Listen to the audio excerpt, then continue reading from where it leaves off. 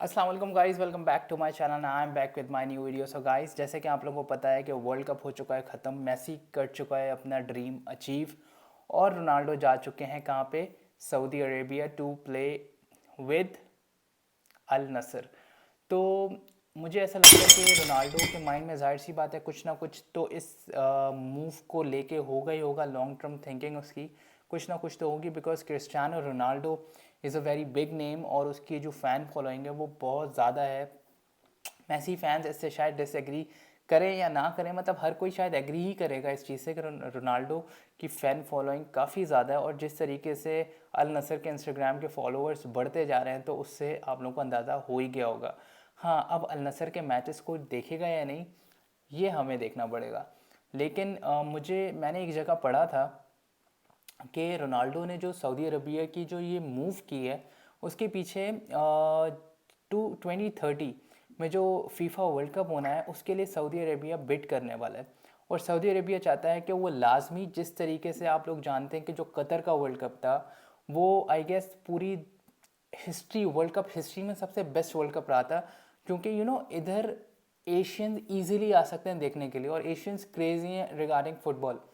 तो Saudi Arabia अब वो बिड करना चाहता है और वो रोनाल्डो को बनाना चाहता है उसका ब्रांड एम्बेसडर। तो इस वजह से दे हैव बॉट रोनाल्डो अभी, ताकि वो उस पर्टिकुलर 2030 फीफा वर्ल्ड कप के लिए बिड करें और किसी ना किसी तरीके से कोशिश करें कि वो बिड उनकी कामयाब हो जाए और उनको राइट्स मिल जाएं FIFA world cup Saudi Arabia में कराने के। और वो लिटरली एक क्रेजी मोमेंट होने वाला है सारे शेखों के लिए और अरबियों के लिए। तो I am really excited for that thing as well. और उसके बाद आप लोगों को पता है कि अब हो चुकी है सीजनल फुटबॉल स्टार्ट और लीग फुटबॉल स्टार्ट हो चुकी है। La Liga, Serie A, Premier League, Bundesliga, Ligue one हो चुके हैं स्टार्ट। और आज हम बात करने वाले हैं ला लीगा के बारे में। तो जब वर्ल्ड कप से पहले ला लीगा स्टॉप हुआ था तो उस वक्त FC Barcelona was on top with 37 points and real Madrid was on the second spot with 35 points. उसके बाद अब जो इनके मैचेस हुए हैं, Real Madrid won their match and goes to 38 points, and Barcelona draw against Espanyol. मतलब it was just a shocking thing personally for me to see के at home they drew against Espanyol, जो कि एक derby है। और मतलब Barcelona से आप लिटरली एक्सपेक्ट कर सकते हो कि वो उन्होंने स्पेनियोल को मारना था इस मैच में। बट अब they have come like with like against Madrid. 38 points FC Barcelona, 38 points real Madrid. और अब होने वाला है टक्कर का मुकाबला, क्योंकि आगे के जो क्लैशेस होने वाले हैं इनके इस जनवरी के मंथ में वो मैं आपसे डिस्कस करूंगा इसके बारे में। लेकिन गाइस, ये एक बहुत ज़्यादा बहुत टफ फाइट होने वाली है। देखें, रियल मैड्रिड के पास प्लेयर्स, उनकी बेंच बहुत स्ट्रॉन्ग है रियल मैड्रिड की। और वो उनके पास ऐसे प्लेयर्स हैं जो कि कूदा फाड़ के खेलते हैं, मतलब वो जान मारते हैं। आपको नज़र आता है फील्ड पे, मतलब एंचेलोटी जिस तरीके से अपने प्लेयर्स के खिला रहा है और जिस तरीके से वो रोटेशन करता है उनकी, मतलब it was just mind blowing. उस अगर मैं उसकी निस्बत चाबी को देखूं तो चाबी मतलब सही है, ठीक है, उसकी भी बेंच स्ट्रांग है, बट उसके पास जो उसने समर ट्रांसफर विंडो में जो प्लेयर्स खरीदे थे, हम सब समझ रहे थे एफसी बार्सिलोना इस दफ़ा चैंपियंस लीग, ला लीगा सब कुछ जीत लेना है। लेकिन अब बार्सिलोना यूरोपा लीग खेलेगी और उसका मैच होने वाला है अगेंस्ट, उसका जो ड्रॉ हुआ है वो हुआ है अगेंस्ट मैनचेस्टर यूनाइटेड। रोनाल्डो का मैनचेस्टर यूनाइटेड में होता तो मज़ा भी आता खैर काफ़ी देखने का, but again this is a very good draw for the fans और बड़ा मज़ा आने वाला है, बड़ा टक्कर का मुकाबला होने वाला है। तो ये भी चीज़ बड़ी देखने को मज़ा, जो काफ़ी ज़्यादा आपको इंटरेस्टिंग एक चीज़ देखने को मिलेगी, Barcelona versus Manchester United. But again coming back to La Liga, इस दफ़ा बहुत टक्कर का मुकाबला होने वाला है एफसी बार्सिलोना और रियल मैड्रिड के दरमियान ला लीगा टाइटल को लेके। और मुझे ऐसा लगता है कि लास्ट के जो 5 मैचेस होंगे ना, वो बेसिकली ला लीगा का फेथ डिसाइड करने वाले हैं इस दफ़ा। तो अब हम बात करते हैं बार्सिलोना का जो मैच हुआ है एस्पान्योल के खिलाफ कैंप नो में, उसके बारे में।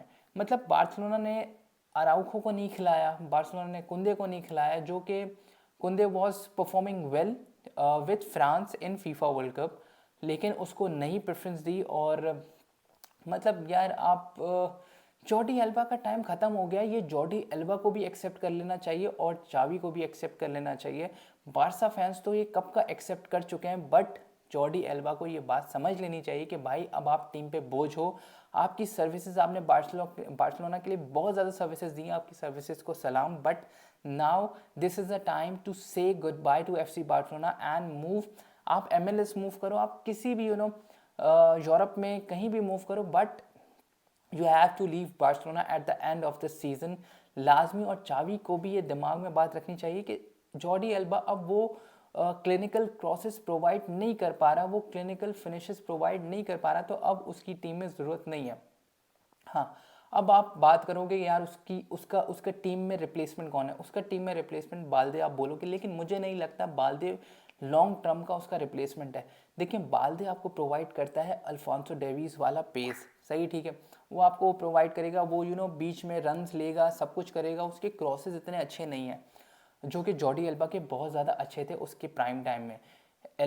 जो बाल्दे है वो आपको वो प्रोवाइड नहीं करेगा। तो मुझे ऐसा लगता है हाँ Balde as a substitute too good है, बट अगर मैं बात करूं कि मैं उसको स्टार्टिंग 11 में खिलाऊं, प्लेइंग 11 में खिलाऊं, नहीं, मैं उसको प्रेफर नहीं करूंगा अपनी टीम के अंदर, बिकॉज वो आपको एकदम से आके सब्सटीट्यूट के तौर पे पेस बहुत ज़्यादा प्रोवाइड करेगा, रन्स बहुत ज़्यादा लेगा और आपको क्रॉसेस मतलब उस तरीके से नहीं करेगा। लेकिन इन दी एंड प्लेयर्स थक चुके होते हैं, तो आपको कोई ऐसा पेसी प्लेयर चाहिए होता है जो कि आपका गेम यूँ चेंज कर दे। बाल्दे वो प्लेयर है, बट अगर मैं पूरे 90 मिनट्स बात करूं, पूरे 90 मिनट्स वो पेस प्रोवाइड आपको नहीं कर सकता, क्योंकि बार्सिलोना थोड़ा पोजीशन के साथ खेलता है, थोड़ा काम खेलता है, थोड़ा स्लो डाउन करता है अपने गेम को। तो मुझे नहीं लगता कि बाल्दे पूरे 90 मिनट्स आपको वो टचेस, वो क्लिनिकल फिनिशेस प्रोवाइड कर सकता है।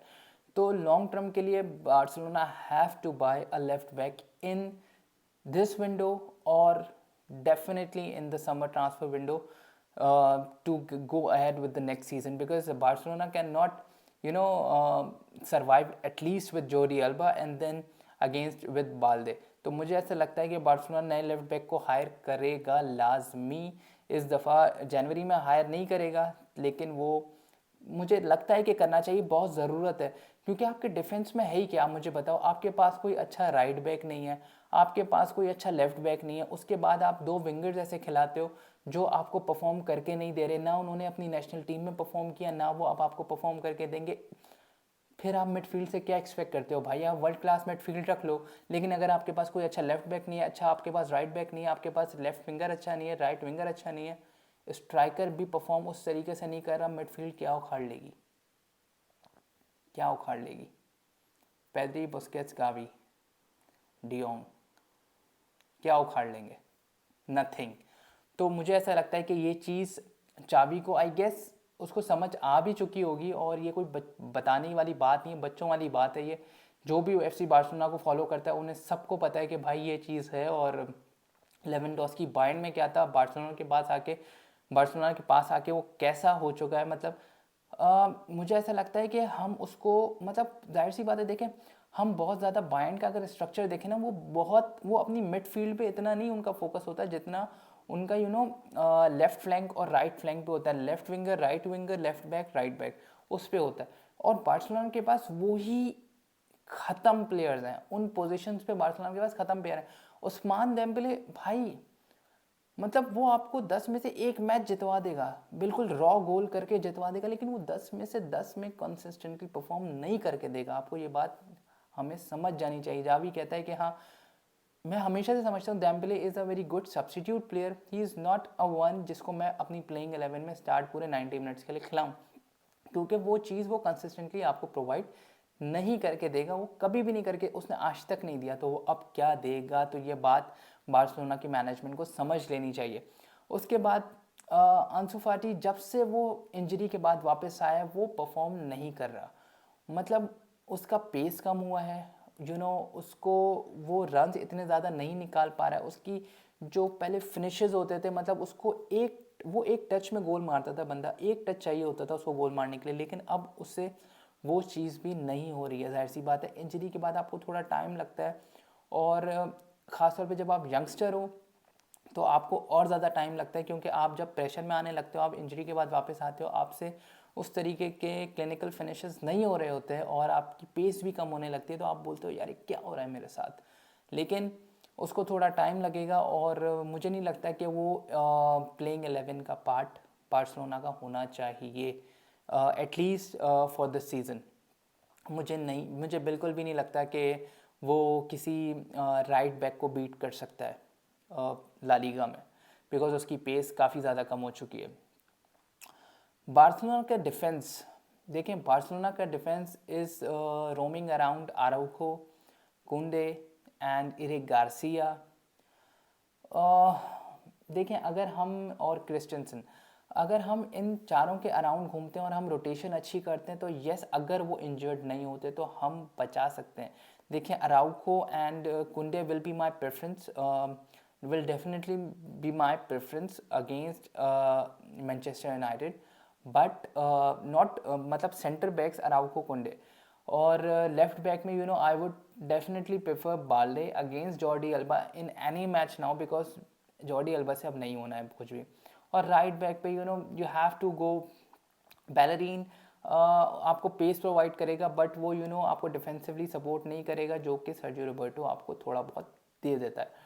तो मुझे ऐसा लगता है कि बार्सिलोना का डिफेंस, अगर बार्सिलोना ने कुछ ना कुछ उखाड़ना है ला लीगा में, तो उनको डिफेंसिवली बहुत ज़्यादा कंसिस्टेंटली परफॉर्म करना पड़ेगा। और बार्सिलोना का डिफेंस इस काबिल तो है एटलीस्ट कि वो डिफेंसिवली आपको, भले ही वो अटैकिंगली आपको वो चीज़ प्रोवाइड ना करे, लेकिन वो डिफेंसिवली ज़रूर आपको प्रोवाइड कर सकते हैं। और टेर स्टेगन का फॉर्म में आना वापस is a very very good news for every Barcelona fan. और अगर उसकी फॉर्म अच्छी रही तो मुझे ऐसा लगता है कि बार्सिलोना ला लीगा उखाड़ने में कामयाब हो जाएगा। अब हम उनके थोड़े बहुत बार्सिलोना और रियल मैड्रिड के कुछ फिक्सचर्स पे बात कर लेते हैं, जो कि नेक्स्ट उनके फिक्सचर्स होने वाले हैं इस मंथ में, जनवरी के मंथ में। देखिए, रियल मैड्रिड की सबसे पहले बात करते हैं। रियल मैड्रिड का अब जो फिक्सचर है वो है अगेंस्ट विलारियल, जो कि 9th है अभी टेबल पे, और वो अवे मैच है। देखें, सबमरीन्स के खिलाफ, येलो सबमरीन्स के खिलाफ उनके होम पे मैच होना is a very tough fixture for real Madrid.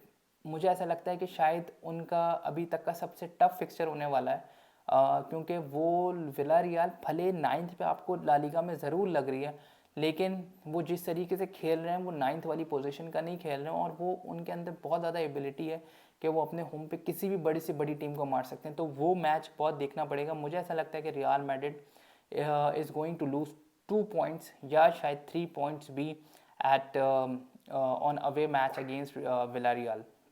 उसके बाद हम बात करते हैं वेलेंसिया की। वेलेंसिया भी 10th है, और वेलेंसिया से उनका होम पे मैच है रियल मैड्रिड का। तो मुझे लगता है कि रियल मैड्रिड आराम से वेलेंसिया को अपने होम पे मार देगा, क्योंकि अब वेलेंसिया में वो कूदा वो कुछ रहा नहीं है कि आप कहो कि वेलेंसिया बहुत अच्छी टीम है और Valencia is able to beat Real Madrid. तो ऐसा होने नहीं वाला, रियल मैड्रिड आराम से वेलेंसिया को मार देगा। उसके बाद अगर हम बात करें एथलेटिक क्लब, उसके बाद उनका जो फिक्सचर है वो एथलेटिक क्लब से है, और वो अवे है। तो और एथलेटिक क्लब 5th है। तो बहुत ये भी बहुत ज़्यादा, जैसे मैंने बताया विला रियल के खिलाफ एक टफ मैच होने वाला है रियल मैड्रिड का, उसी तरीके से एथलेटिक क्लब के खिलाफ भी एक टफ मैच होने वाला है रियल मैड्रिड का। एंड वो एक ऐसा मैच होने वाला है जो कि आई गेस ड्रॉ होने के बहुत ज़्यादा चांसेस हैं मेरे हिसाब से, बिकॉज एथलेटिक क्लब होम पे बहुत ज़्यादा स्ट्रॉन्ग है, बहुत ज़्यादा स्ट्रॉन्ग है। तो वो हमें देखना पड़ेगा। और विला रियल के अगेंस्ट आई गेस लूज़ और ड्रॉ, रियल मैड्रिड और एथलेटिक के क्लब के खिलाफ आई गेस ड्रॉ। ये दो चीज़ें मुझे लगती हैं कि इस ड्रॉज में होने वाली हैं। और उसके बाद फिर जो उनका चौथा मैच है वो होने वाला है रियल सोसिएदाद। तो रियल सोसिएदाद के खिलाफ के जो मैच होने वाला है वो वो है 4th in the rankings of La Liga, और वो टीम बड़ी टक्कर की है और होम पे है। वो रियल सोसिएदाद ऐसी टीम है जो कि आपको आराम से मार सकती है, होम हो अवे हो उनको कोई फ़र्क नहीं पड़ता उससे। तो रियल मैड्रिड के 4 में से 3 फिक्सचर्स बहुत ख़तरनाक होने वाले हैं, और अगर रियल मैड्रिड ये तीनों ड्रॉ करता है और या तो तीनों में से कोई दो भी हारता है तो रियल मैड्रिड के खिलाफ बहुत मुश्किल रियल मैड्रिड को बहुत मुश्किल हो जाएगी ला लीगा का जो टाइटल है वो फाइट करने में। लेकिन ला लीगा का टाइटल उनको फाइट किसके अगेंस्ट करना है? FC Barcelona. अब उनके ज़रा फिक्सचर से बात कर लेते हैं। सबसे पहला फिक्सचर अब जो उनका होने वाला है वो होने वाला है द माइटी थर्ड जो टेबल पे है वो है एथलेटिको द मैड्रिड। अब एथलेटिको द मैड्रिड अवे पे सिमियोनी, आपको पता है मतलब उसने पार कर देनी है बस अपनी, और फिर उसने अगर उनको वो काउंटर अटैकिंग फुटबॉल खेलते हैं, आप लोगों को पता है मतलब वो रिलाई करेंगे, वो आपको पोजीशन देंगे खेलो, और वो काउंटर अटैकिंग पे एक गोल करके सारे प्लेयर्स अपने डिफेंस पे गोल के आगे खड़े कर देंगे, बोलेंगे अब मार के दिखाओ हिम्मत है। तो सिमियोनी हमेशा ऐसे ही खेलता है, और मुझे ऐसा लगता है वो बहुत टफ फिक्सचर होने वाला है बार्सिलोना के लिए, और मुझे चावी की टैक्टिक्स उसमें देखने में बड़ा मज़ा आने वाला है कि वो सिमियोनी के खिलाफ किस अप्रोच से जाता है।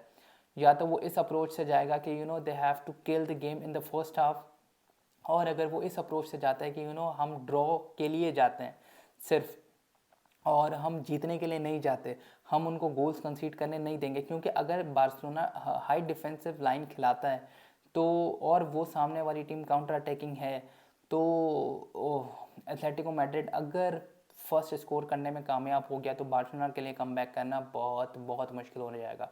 तो Barcelona have to be really good in the second half. मैं बात कर रहा हूँ गेम पलटेगी सेकेंड हाफ में, आप लोग ये देखिएगा, मेरी बात याद रखिएगा, बार्सिलोना वर्सेस एथलेटिको दी मैड्रिड। उसके बाद हम बात करते हैं बार्सिलोना का जो नेक्स्ट फिक्सचर है वो है अगेंस्ट रियल बेटिस, जो कि है 6th, और वो है अवे।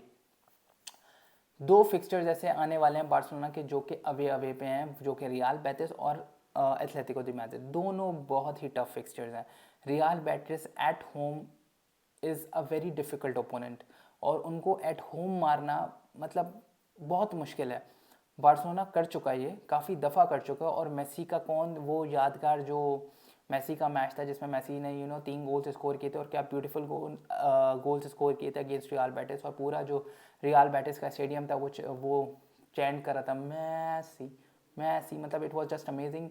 मतलब क्या मेमोरीज है बार्सिलोना की मेसी के साथ, और हम सब की है। तो बार्सिलोना के लिए वो बहुत ज़्यादा टफ फिक्सचर, ये दो फिक्सचर जो अब नेक्स्ट हैं वो बार्सिलोना के बहुत ज़्यादा टफ होने वाले हैं। उसके बाद हम बात करते हैं जो तीसरा फिक्सचर उनका होने वाला है वो है अगेंस्ट गिटाफे।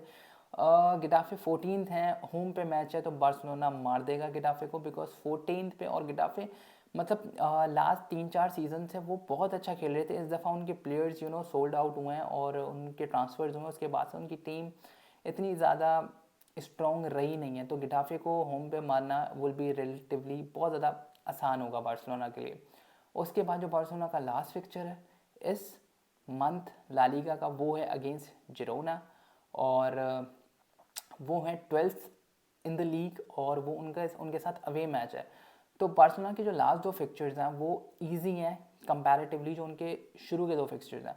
अगर बार्सिलोना एटलीस्ट एथलेटिको दी मैड्रिड से ड्रॉ करता है और रियल बेटिस से जीतने की कोशिश करता है, तो बार्सिलोना इस मंथ के एंड में टॉप पे होगा ला लीगा के, और रियल मैड्रिड सेकंड पे आ जाएगा, और पॉइंट्स का डिफरेंस हो जाएगा एटलीस्ट आराम से 5 से 6 पॉइंट्स का, या 4 से 5 पॉइंट्स का एटलीस्ट। तो हमें ये देखना पड़ेगा कि रियल मैड्रिड के 3 टफ फिक्सचर्स हैं और बार्सिलोना के 2 टफ फिक्सचर्स हैं। तो अब हम ये देखते हैं कि जनवरी के एंड में ला लीगा की सिचुएशन क्या बनने वाली है, और अगर FC बार्सिलोना एथलेटिको मैड्रिड के खिलाफ जीत जाती है तो आई एम डैम श्योर कि Barcelona will be topping the table eight the end of the January. So guys, आप लोग मुझे बताइएगा कि आप लोगों को मेरी वीडियो कैसी लगी, और लाइक कीजिए, कमेंट कीजिए, शेयर कीजिए वीडियो, और प्लीज़ सब्सक्राइब कीजिए मेरे चैनल को। तो गाइस, अपना ख्याल रखिएगा। अल्लाह हाफ़िज़।